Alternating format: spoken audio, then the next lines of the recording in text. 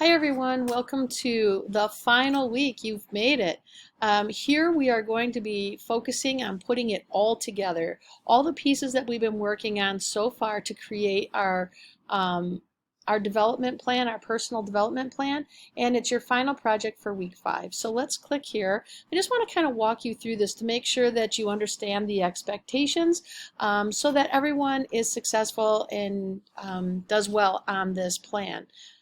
All right, so in the very beginning here, your personal development plan, this is all of the information on why it's important to create your personal development plan, and it is your roadmap to success, right? So how do you get where you're going to go? With a plan. So it's like a little roadmap for you. Under the prepare section, I do want you to closely monitor and review all of these things. The grading rubric, obviously, that's how you will be assessed in the end. So you want to make sure that you're taking a good look at that one. Your 4 steps to successful personal development plan, how to create truly effective development plans, and then lastly, please go back to this one and make sure that you're looking at it and you're emulating this exact model. So make sure that you're looking at the details on how this one has been completed and you're doing the exact same on yours. So I will show you that one in 1 second. And then a video here for you to watch on personal development plans. And then right here is where you're going to download your personal development plan template. So you're going to hit the download button here and then file save as. Save it to your desktop so that you can work on it. And then you'll save it again before you upload.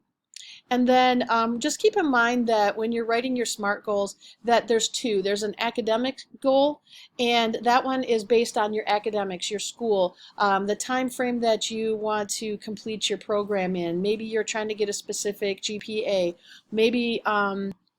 Maybe there are some skills or some study habits that you want to improve on. And that's different than your professional development goals. So for your professional development, we're looking at your career. Maybe once you complete your program, you're going to put in X amount of resumes at companies in your field, etc. All right, so all of these details here need to be reviewed. So your strengths and your skills, challenges and obstacles, action plan, and support resources.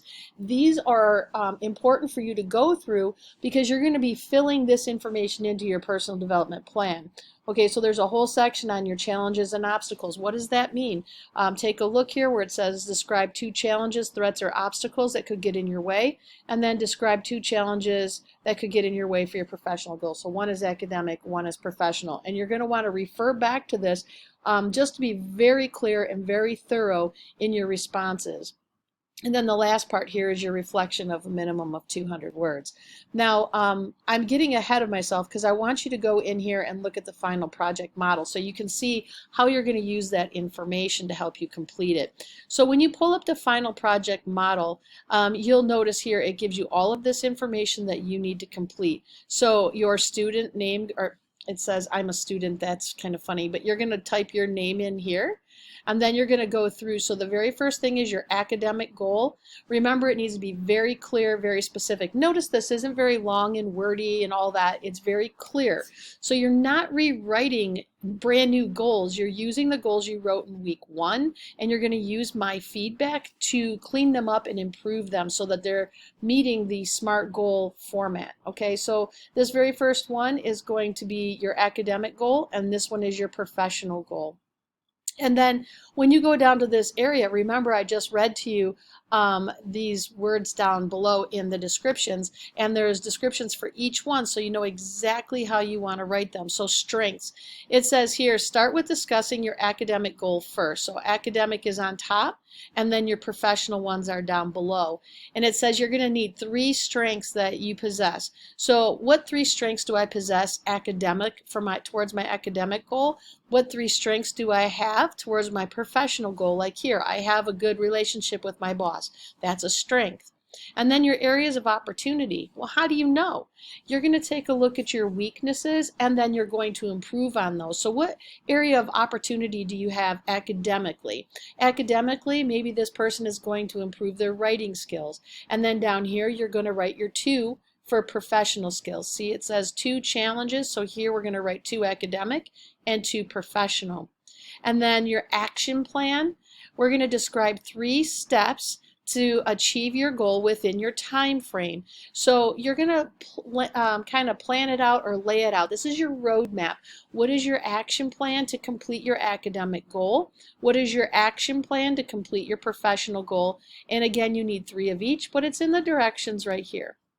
Your support resources, describe 2 resources or supports that could help you achieve your goals. And you need them for both, right? Both academic and professional. So you're going to write those down. Notice that they use the ones that are available to us on the website. So if you go into the SSC, we already looked at all of those things in week 1. You can use those like the Writing Center and information on time management. Monitoring your process, describe 1 plan or strategy or tool you will use to monitor or measure your progress towards your goals. It's really important to be able to measure your goals to make sure that you're actually achieving them. So how are you going to do that? So you need 1 plan academic, and then down here you need 1 plan for your professional goals.